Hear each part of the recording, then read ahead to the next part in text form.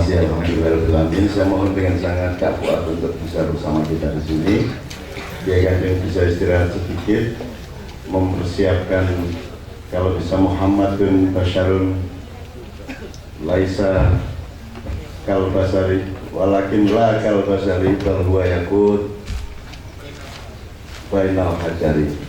Mohon Kak Fuad. Saya usaha adanya, dimensinya belum seluruhnya, tapi beberapa hal pasti sudah tinggal Kak Fuad dan akan dibungkus sama diracik dan kapan cewek.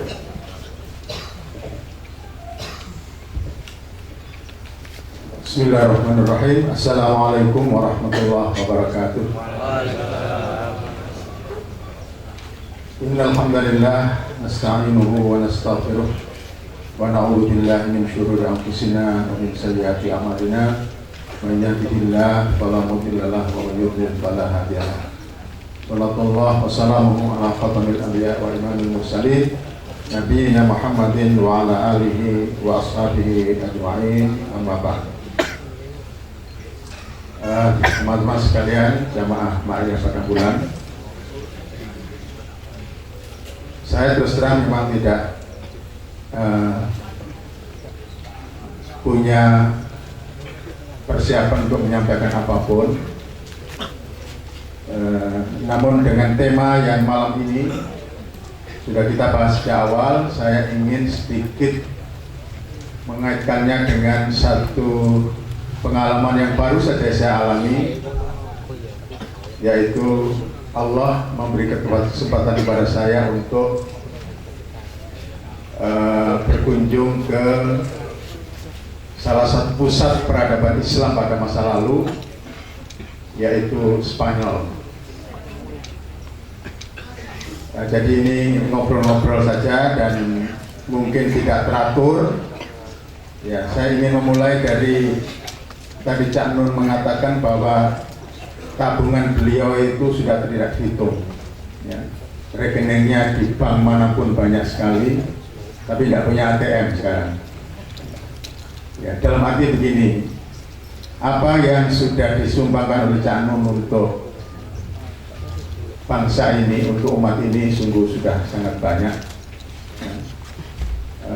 Tetapi kita tahu semua bahwa apa yang beliau terima dari umat, dari bangsa ini barangkali dapat dikatakan, kalau boleh saya mengatakan nihil.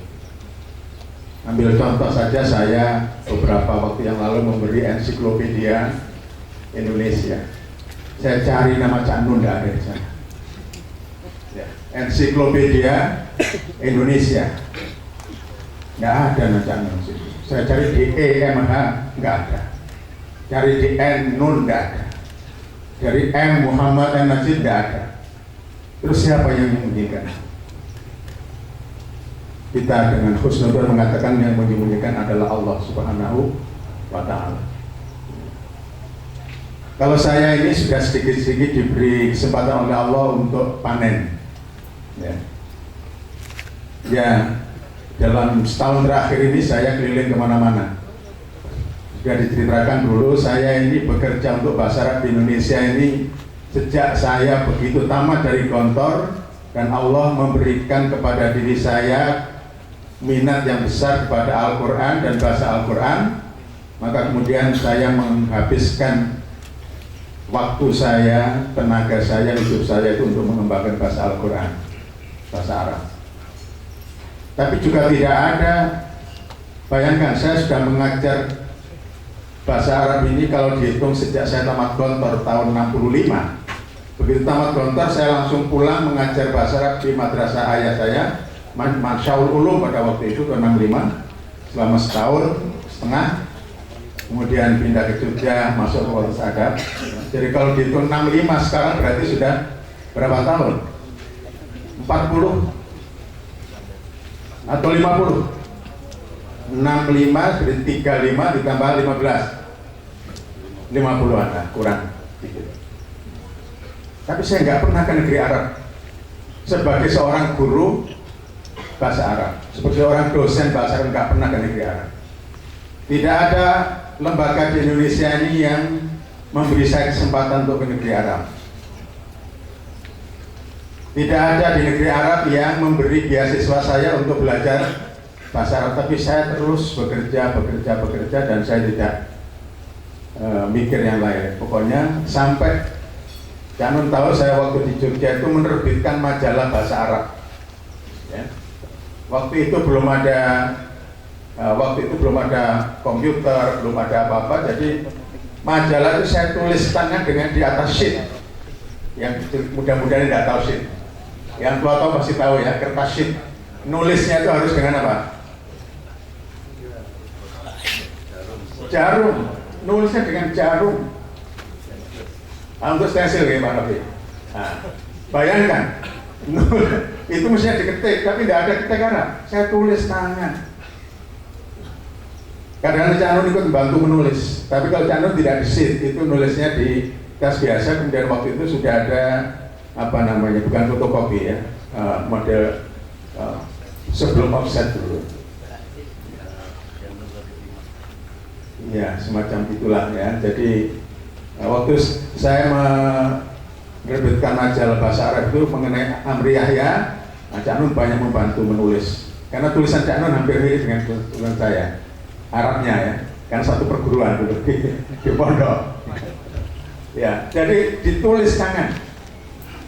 Saya karang sendiri, saya tulis sendiri, saya cetakkan sendiri, saya jual sendiri.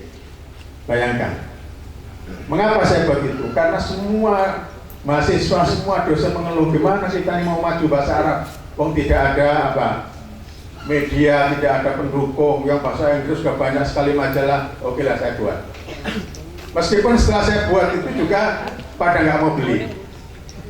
Umumnya minta gratisan. Dosen-dosen yang kemarin ngeluh juga, mbok yang nganjurkan mahasiswanya beli atau enggak juga. Tapi itu terus saya jalani. Di Jogja selama 4 tahun sampai saya pindah ke Malang. Di Malang saya lakukan lagi itu, dan alhamdulillah 8 tahun majalah itu terbit, beredar hampir sudah ke seluruh tanah air, meskipun oplaknya tidak lebih dari 2.000-3.000 ya. Dan itu sekali lagi saya tulis tangan di kertas, fotokopi, kemudian setelah itu dimasukkan ke, sudah ada waktu itu offset, offset kecil-kecilan. Itu berjalan terus ya. Tapi tidak ada orang yang kemudian punya pikiran pimpinan untuk siapa ini orang mestinya dapatlah kesempatan untuk belajar di tanah Arab. Saya ke negeri Arab pertama kali itu justru diajak Cak Nun dengan Kiai Kanjeng tahun 2003 nih. Itu saya pertama kali ke negeri Arab 2003. Bukan sebagai dosen bahasa Arab, bahkan waktu itu saya sudah pernah menjadi dekan Fakultas Sastra, juga tidak ada kesempatan ke sana. Justru saya ke negeri Arab bersama dengan Kiai Kanjeng. Sampai saya itu menerbitkan majalah ilmiah, jurnal ilmiah, saya memulai di Indonesia. Bahkan kemudian waktu saya menjadi dekan Fakultas Sastra, saya mendirikan Ikatan Pengajar Bahasa Arab Indonesia, IMLA. Itu pun ya begitulah, yang namanya organisasi persatuan guru biasanya lahir mati.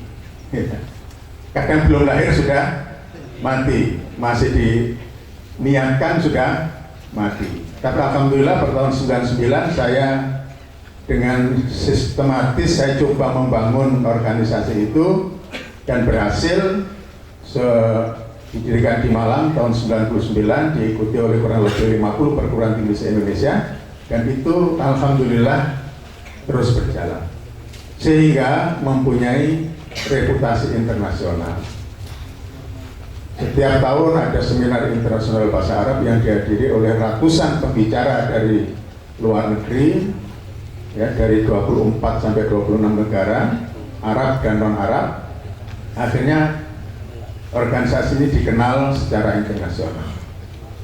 Ya, tapi saya sendiri ya tetap saja. Saya tidak pernah berpikir untuk ini untuk itu sebagai pendiri. Baru kemudian pada tahun 2013 yang lalu saya tiba-tiba terima telepon dari Saudi Arabia dan saya diminta untuk menjadi salah satu anggota dari Board of Trustees istilahnya, atau Dewan Penyantun dari sebuah lembaga pelayanan pengajaran bahasa Arab internasional di bawah Raja Abdullah bin Abdul Aziz. Nah, itulah saya pikir ini Allah memberikan saya kesempatan untuk buka ATM, kata Cak Nun tadi ya. Bentuknya rekreasi kemana-mana. Ya. Jadi setahun saya 4 kali harus ke luar negeri. Tahun kemarin ini ke Riyadh 2 kali, kemudian yang terakhir kemarin ke Spanyol. Tahun depan sudah direncanakan ke 4 negara, yaitu dimulai nanti bulan Maret ke Tunis, setelah itu ke Jerman, kemudian yang ketiga nanti ke Riyadh, dan yang keempat insya Allah ke Brazil. Nah, semua itu adalah untuk pengembangan pengajaran bahasa Al-Quran. Nah, ini saya anggap sebagai Allah memperjalankan saya untuk rekreasi. Saya tidak pernah rekreasi selama hidup. Di Malang saya sudah sejak tahun 76, tapi yang namanya Pantai Selatan itu belum pernah tahu saya. Kalau di Batu ada yang namanya apa itu? Yang akhir-akhir Jatim 41, Jatim 42, belum pernah saya, sekalipun saya datang. Paling ngantar cucu-cucu itu ke pintu kemudian pulang. Tapi Allah memerintahkan saya untuk rekreasi sekarang. Ya, ke Riyadh, ke Tunis, ya, nanti ke Maroko, ya, sampai yang sangat jauh itu barangkali Brazil nanti. Nah, yang terakhir kemarin tanggal 1 sampai tanggal 29 sampai tanggal 29 Desember sampai 7 Januari kemarin saya ke Spanyol. Nah, ini nanti sedikit saya kaitkan dengan soal kesenian.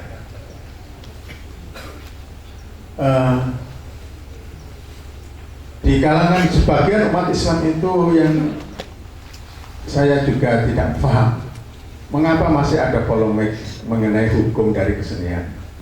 Ada yang mengatakan kesenian itu haram, sehingga mahasiswa-mahasiswa seni rupa di fakultas saya itu banyak yang mengalami split personality. Ya. Apa maksudnya? Dia percaya seni itu haram, tapi dia harus menjadi seorang ahli seni. Dia masuk di seni dan desain. Orang tuanya ada datang ke saya, Pak, anak saya ini bagaimana ini? Saya udah larang dia, saya suruh masuk fakultas sastra bukan ke jurusan seni tapi jurusan bahasa, kalau perlu bahasa Arab. Ini kok malah masuk ke seni rupa? Dia merasa berdosa sekali, orang tuanya. Ya. Tapi akhirnya ya sudah, bagaimana lagi? Ya. Jadi ada seorang ulama juga dari Timur Tengah yang pernah ngobrol dengan saya. Dia mengatakan saya tidak paham mengapa ada ulama yang mengatakan seni itu haram. Apakah dia tidak bisa menyimak keindahan Al-Quran? Apa dia tidak bisa menyimak keindahan yang dia rasakan secara rohani ketika dia sholat? Puncak dari sholat itu kata dia adalah keindahan, yaitu ketika seorang hamba itu betul merasakan suatu pertemuan yang tidak bisa dibayangkan dengan Sang Pencipta. Dalam arti khusyuk tadi itu, ya. Khusyuk itulah puncak dari sholat, dan itulah suatu keindahan yang luar biasa. Dia bilang begitu, ya. Dan itu memang suatu kenyataan. Terakhir saya mendapat satu buku, saya dikirim oleh seorang teman dari Kairo yang menulis adalah Dr. Imarah. Ya, dia mengatakan ini satu bahasan tuntas mengenai hukum seni dalam Islam. Dan dia ambil kesimpulan seni itu sesuatu yang mubah, dia bisa menjadi sunnah, tapi juga bisa menjadi makruh. Jadi itu sesuatu yang mubah. Dan dia berani menyebutkan bahwa semua hadis yang pernah dibawakan oleh orang-orang yang mengharamkan seni itu adalah hadis-hadis yang tidak sahih. Ini kesimpulan dari Dr. Imarah setelah dia melakukan penelitian. Kemudian dia juga menyebut, sering orang menyebut Imam Ibnu Taimiyah, ya Syekhul Islam Ibnu Taimiyah, Syekhul Islam Ibnu Qayyim, dan lain-lain, itu termasuk tokoh-tokoh yang katanya mengharamkan seni. Beliau mengklarifikasi dan membaca dengan teliti tulisan-tulisan beliau, dan ternyata orang-orang itu tidak memahami ungkapan dari Syekhul Islam itu secara kontekstual. Ketika dia mengatakan itu haram, itu konteksnya seni yang bagaimana. Nah, inilah kita ini seringkali ya tidak mau memahami masalah itu secara sungguh-sungguh. Padahal seharusnya segala sesuatu, apalagi menyangkut masalah yang krusial seperti ini, ya kita harus ijtihad betul. Ijtihad dalam arti yang sebenar-benarnya, bersungguh-sungguh dalam mencari kebenaran dari sesuatu. Ya. Jadi kalau saya kembali ke Spanyol tadi, apa yang saya lihat di sana, sayang sekali saya tidak sempat ke Cordoba. Ya, ini Cordoba ya, dalam bahasa Arabnya Cordoba atau Cordoba. Padahal ini termasuk puncak yang dalam jadwal seharusnya kami kunjungi, tapi karena masalah teknis sehingga terpaksa tidak bisa. Saya hanya berkunjung ke, pertama tentu dari Malang, Jakarta, Frankfurt, Madrid. Itu kurang lebih 24 jam. Ya, di pesawatnya itu kurang lebih 18,5 jam. Bisa dibayangkan ya. Betapa capeknya. Tetapi secapek-capek saya membayangkan masih capek orang yang duduk di belakang saya, karena saya kebetulan diberi tiket eksekutif ya. Jadi semua anggota 9 orang ini, semua perjalanannya ke semua negeri itu dengan kelas istilahnya first class ya, first class. Sehingga saya malu itu. Saya sama-sama teman itu di bandara, kemudian setelah masuk ke pesawat kok saya hilang. Dia cari kemana, ini kebetulan tidak ada. Saya tidak bilang bahwa saya di eksekutif karena saya malu. Dapuran yang ini kok eksekutif gitu ya. Sampai mungkin pramugari mbakku ya heran, ini orang ini kok mlebu eksekutif gitu ya. Ya, tapi itu ya alhamdulillah saya alami. Dan itulah kenikmatan saya kira yang Allah berikan kepada saya dalam bentuknya seperti itu, bukan dalam bentuk materi. Ya. Banyak teman mengatakan, wah, honor sampean sebulan piro itu menjadi anggota dari sebuah lembaga yang bergengsi. Saya katakan tidak ada gaji, 0 rupiah gaji tidak ada. Wah, kalau begitu setiap bepergian ini, setiap sidang-sidang ini setahun 4 kali pulang sampai di suatu koma ini. Pikiran orang itu selalu ke duit. Saya akan tidak sepeser pun saya terima dari ketika pertemuan. Tidak sepeser, bahkan saya harus keluar uang. Memang dijamin tiket Malang sampai di Madrid. Nah, tapi dari rumah ke bandara taksinya biro 150. Nanti ya keluarnya juga banyak, lebih banyak, masih banyak lagi. Belum ngurus visa itu juga tidak gampang, Jadi tidak ada materi sama sekali, tidak ada dalam pikiran saya. Tapi nanti mungkin ada fee sedikit, misalnya itu saya kira sangat wajar. Tapi tidak ada yang namanya gaji bulanan, tidak ada juga fee untuk perjalanan, tidak ada. Karena orang sini kan bayangkan itu kalau dari Malang ke Jakarta aja itu mesti ada uang transport, ada lungsuh, ada uang harian dan sebagainya. Itu tidak ada model di sana. Tapi semua ditanggung, Ya. Nah, jadi kembali ke tadi itu, saya perjalanan kemudian sampai di Madrid. Di Madrid bermalam 1 malam untuk besoknya berkunjung ke sebuah universitas yang di dalamnya ada jurusan sastra Arab. Kami berkunjung, kami adakan suatu diskusi, akhirnya penandatanganan MOU untuk kerjasama dengan center yang di mana saya berada. Kemudian sore harinya langsung ke Gornata. Ya. Gornata itu kalau bahasa Spanyolnya apa? Kita nyebutnya Granada. Granada. Sana juga Granada. Granada. Di Granada itu ada satu istana yang sangat terkenal, namanya Alhambra. Kita menyebutnya Alhambra. Alhambra itu dari bahasa Arabnya Al-Hamra, bukan berarti Hamra itu merah, bukan berarti istananya itu warnanya merah, tapi istana ini dibangun oleh dinasti Bani Al-Ahmar. Bani Al-Ahmar. Al-Ahmar itu artinya merah, maka dia bangun istana namanya Hamra. Ahmar itu untuk mudzakkar, Hamra itu untuk muannas.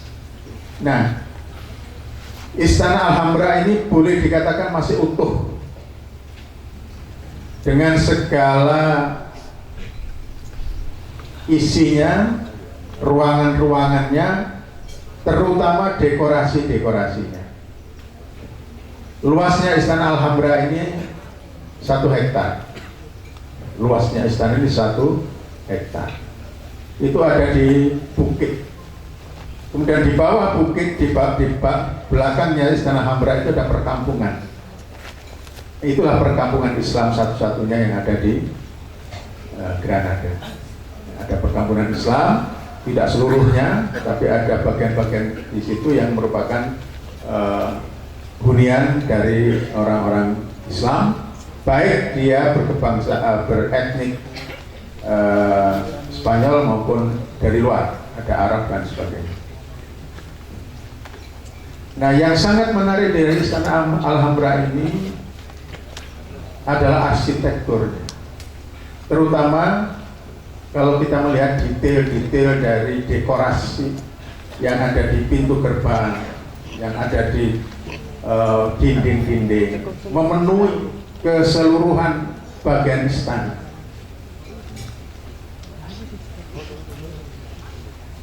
Kalau saya bandingkan dengan ukiran Jepara, mungkin saya harus mengatakan barangkali Jepara belum mencapai tingkat itu, karena Jepara itu kan kayu ya, sementara yang di sana itu ukirannya bukan di kayu.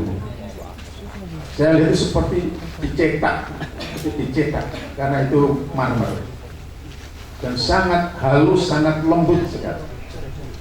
Tapi yang menarik adalah isinya.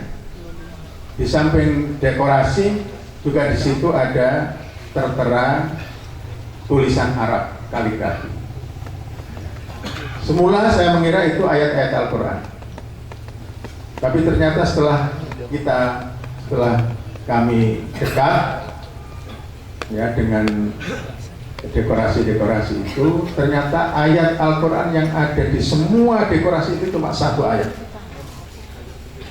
yaitu la ghaliba illallah.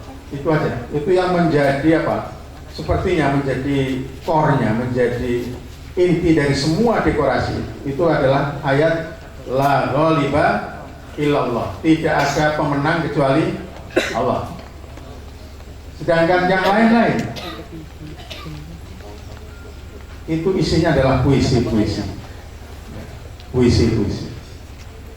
Saya sempat memotret beberapa bagian, dan teman saya yang dosen sastra Arab, teman waktu kenal di sana, yang mengantar juga, dosen sastra Arab di Universitas Granada, itu yang mengantar kami, dan dia yang saya sangat kagumi hafal semua puisi yang tertulis di istana Granada yang jumlahnya puluhan atau mungkin lebih dari ratusan bait. Itu dia semua hafal. Jadi betul-betul dia seorang dosen yang mumpuni dalam sastra. Dia hafal semua.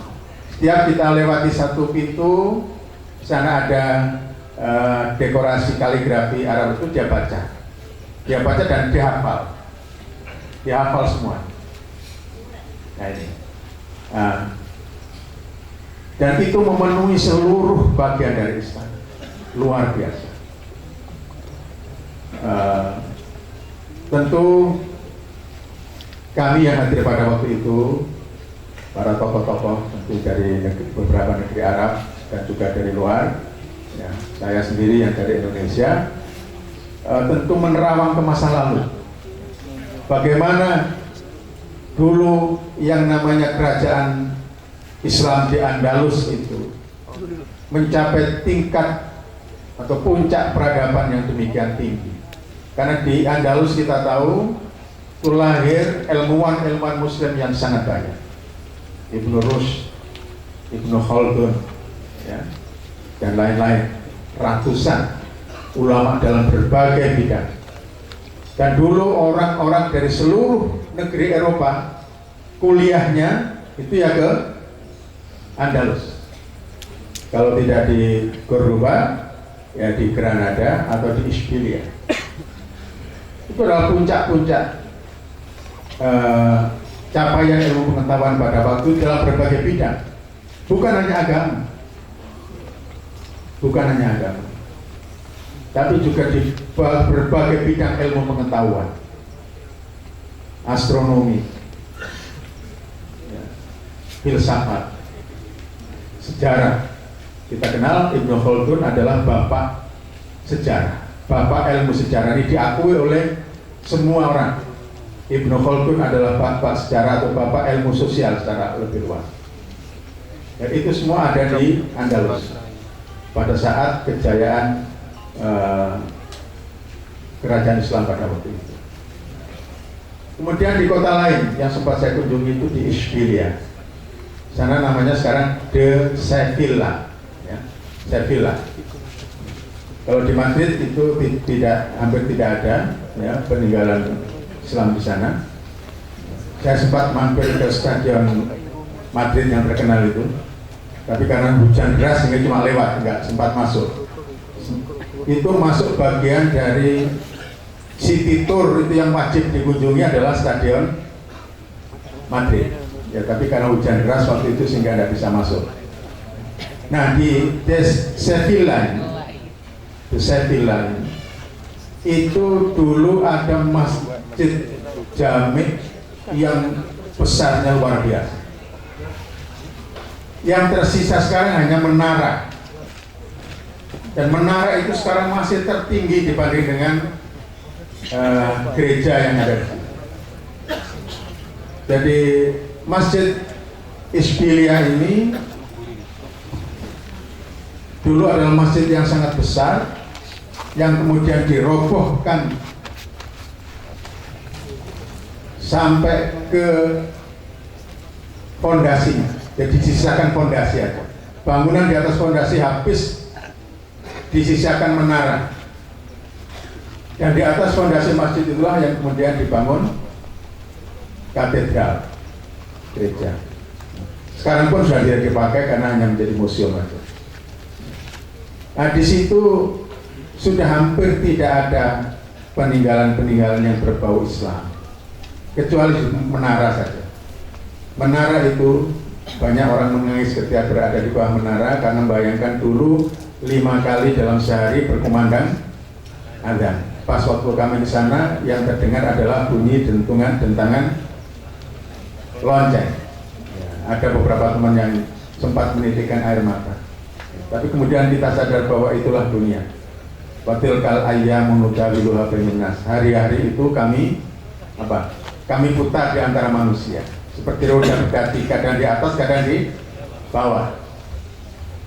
Kalau kita di Turki melihat ada bekas dulunya gereja sekarang menjadi masjid. Canon mungkin sudah pernah kan? Hagia Sophia.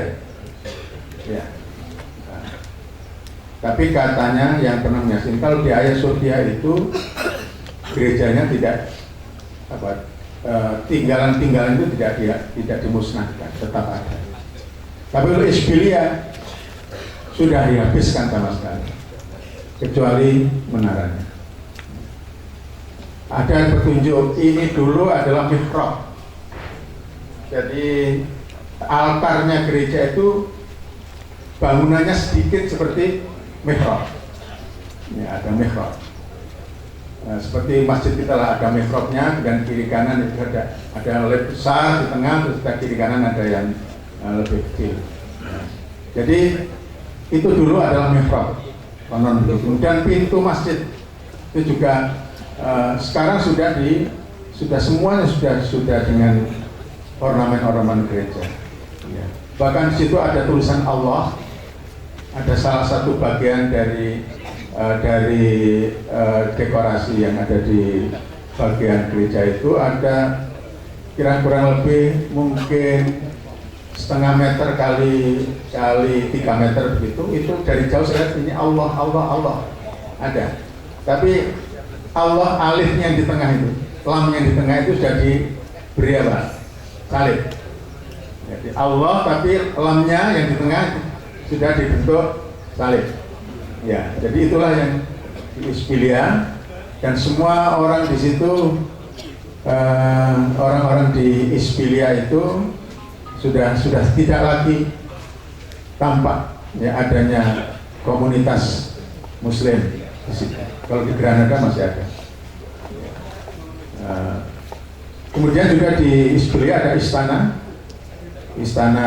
kerajaan di situ, tapi tidak semewah di Alhambra. Dan itu pun semua istana itu pun sudah disisakan mungkin satu bagian saja yang masih mencerminkan sisa-sisa dari dekorasi masa Islam.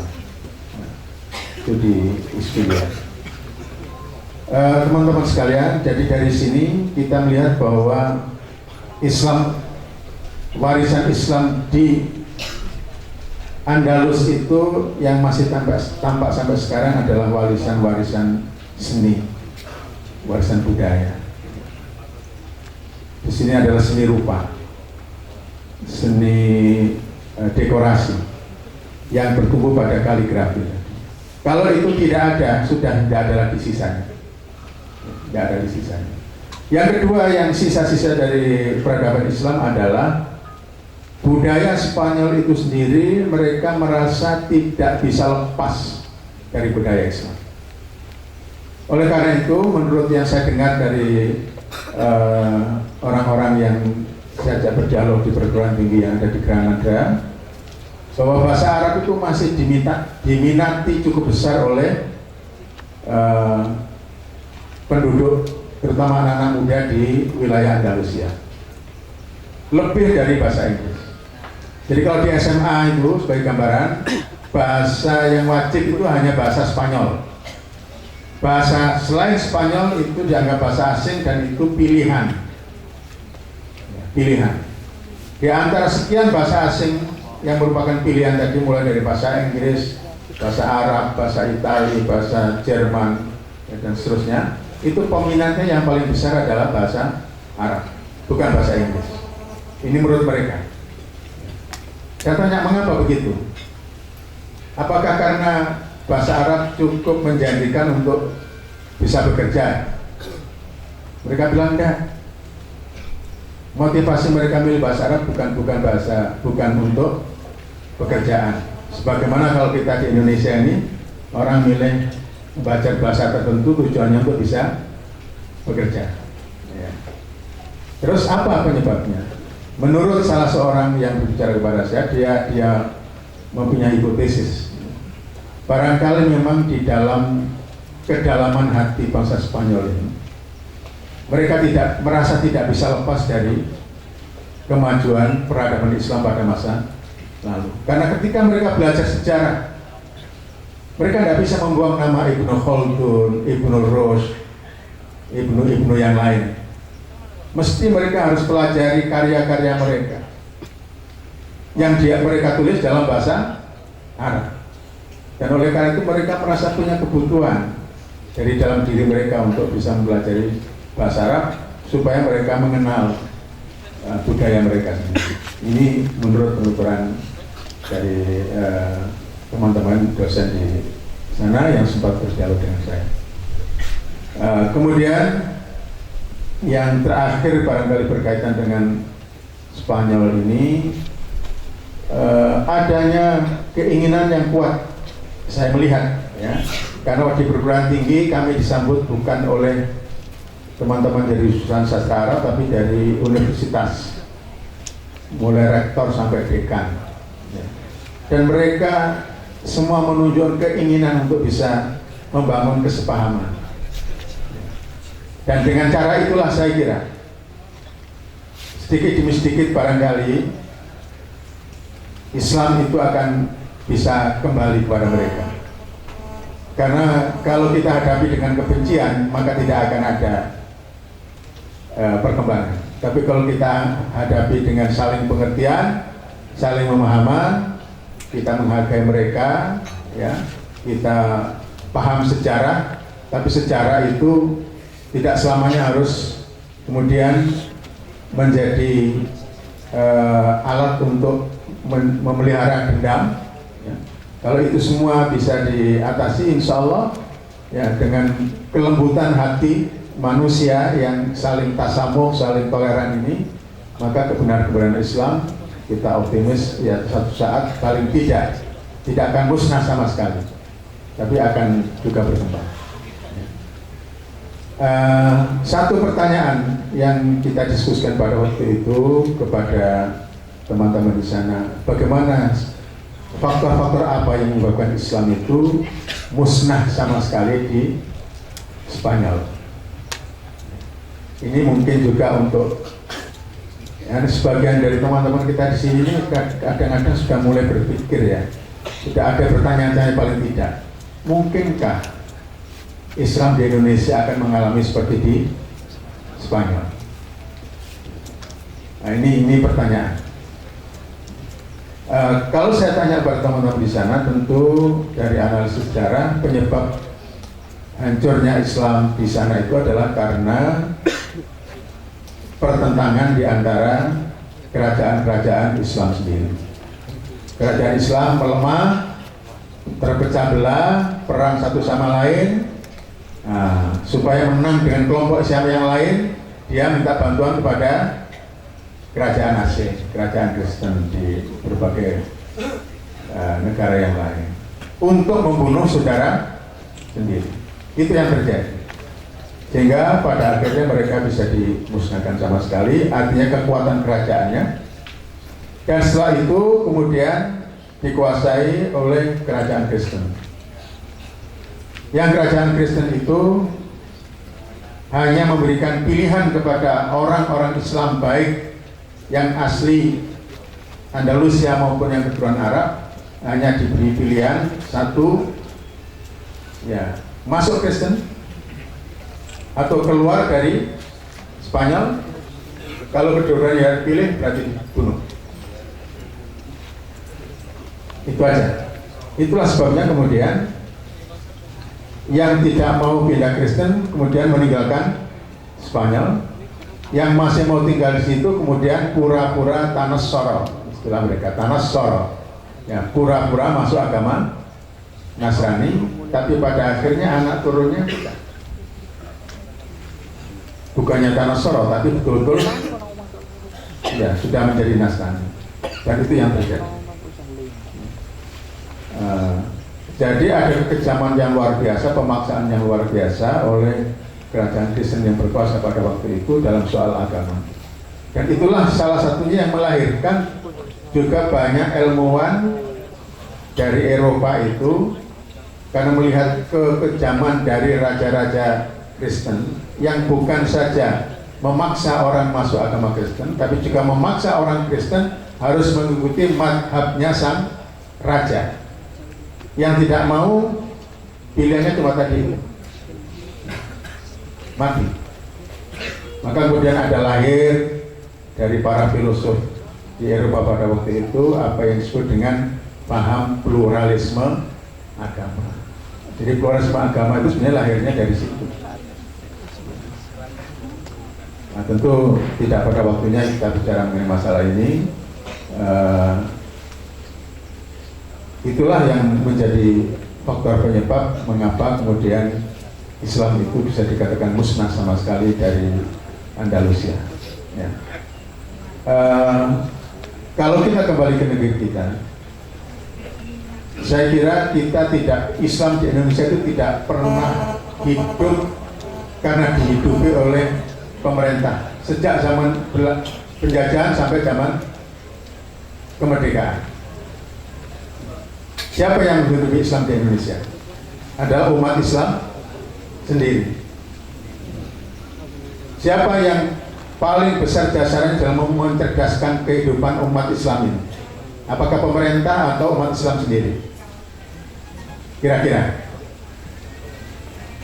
yang mencerdaskan kehidupan umat Islam di Indonesia ini, kalau kita berpikir secara formal ya, yang mencerdaskan kehidupan umat itu adalah sekolah, ya enggak?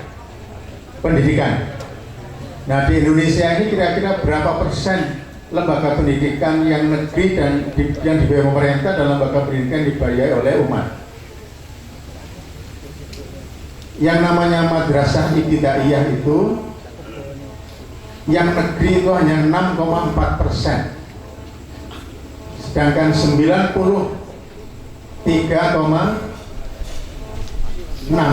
itu adalah madrasah swasta. Jadi kita lihat dari sini bahwa kita ini bisa hidup, umat Islam bisa berkembang itu ya memang atas jeripaya dari umat Islam sendiri. Itu baru MI, itu yang paling besar persentasenya umat Islam. Nanti Sanawiyah, Aliyah, kemudian nanti ada SD, SMP, SMA. Tetap saja persentase terbesar adalah lembaga pendidikan yang dikelola oleh umat melalui berbagai bentuk yayasan, organisasi, dan lain sebagainya. Maka dengan demikian, kalau dari sisi ini kita boleh optimis bahwa insya Allah Islam di Indonesia ini ya, tidak akan musnah sepanjang umat Islam ini masih punya kesadaran tinggi untuk mengembangkan dirinya. Dan ini yang harus terus-menerus kita lakukan penyadaran-penyadaran, ya. Dan inilah yang kita lakukan selama ini. Dengan demikian, kalau saya kok ya optimis lah bahwa apa yang terjadi di sana tidak akan terjadi.